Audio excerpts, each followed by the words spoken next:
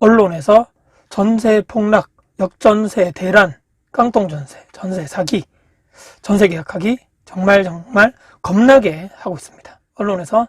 하지만 말하지 않은 진실을 여러분께 오늘 공개를 해드리겠습니다. 8월 31일 기준으로 아실 사이트죠. 전세 매물 증감 추이 전국적으로 현 지역에서 가장 많이 감소하고 있나 1위부터 10위 정도까지 내역을 제가 캡처를 해왔습니다. 1위 충북부터 시작해서 대전 이런 도시들이 쫙 시작을 해서 전세 매물이 가장 최근 한 달 동안 많이 감소한 순으로 여러분들 한번 보시고 계실 건데요. 12위인가 11위 정도의 대구가 있네요. 저 또한 이제 여러 지역 아파트를 보유를 하고 있고 임대를 주고 있다 보니까 특정 지역을 언급하기 좀 그렇지만 최근에 충북 지역에 보유하고 있는 아파트 올 초까지만 하더라도 역전세 작년 말 올 초 대비 계속적으로 전세 가격 자체가 그 전에 2년 계약했던 것보다 계속적으로 내려가다 보니까 이거 몇 천만 원 정도 내줘야 하나 걱정을 하고 있다가 하지만 최근에 가을에 이제 전세가 만료되는데 최근 재계약을 했습니다. 기존 전세금에서 수천만 원 정도 역전세 난 금액이 아니고 그 전에 있던 금액 똑같이 해서 다시 2년 더 재계약으로 하는 것으로 협의를 보고 계약서를 작성했습니다. 이유는요, 가격이 회복됐기 때문입니다. 이게 정말 체감이 되더라라는 말씀이고요. 최근에 입주가 많은 일부 지역 있죠. 제가 사는 대구, 부산, 울산 등등 이런 곳들 제외해서 이제 어느 정도 전세 가격은 바닥을 찍었다라고 보시는 게 저는 맞다라고 판단됩니다. 이유는요, 2년 전에 최고가를 찍은 전세 가격 기준으로 많게는 50% 이상 하락한 곳도 많이 나왔고 더 이상 떨어지기 힘들다라고 봅니다. 전세 자금 대출 이자 또한 정점을 찍고 금리가 많이 하향 안정화되었고 또 하나는 전세 수요가 어떻습니까? 계속적으로 감소되면서 전세 사기 이런 역전세 때문에 월세로 수요가 이동을 많이 했었죠. 그렇다 보니까 월세 가격은 폭등되고 이건 대구도 마찬가지입니다.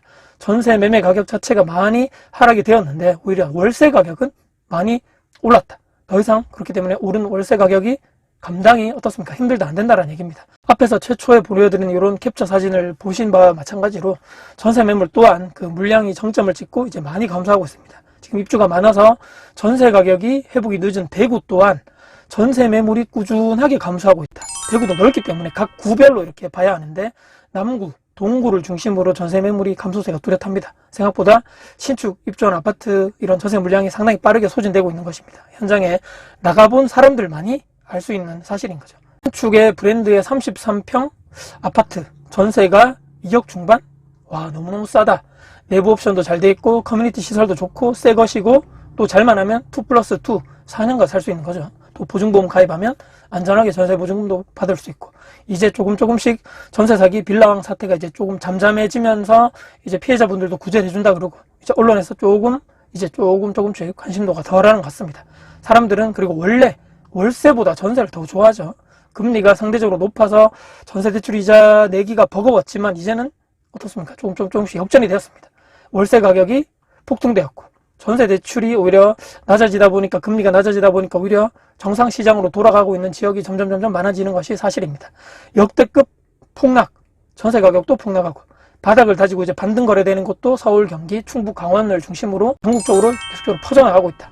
더 핵심은요, 신축 말고 준신축이나 구축의 아파트 전세 가격이 바닥을 찍고 거래가 되면서 거래량이 많아지는 것 또한 이것도 정말 핵심이라고 봅니다.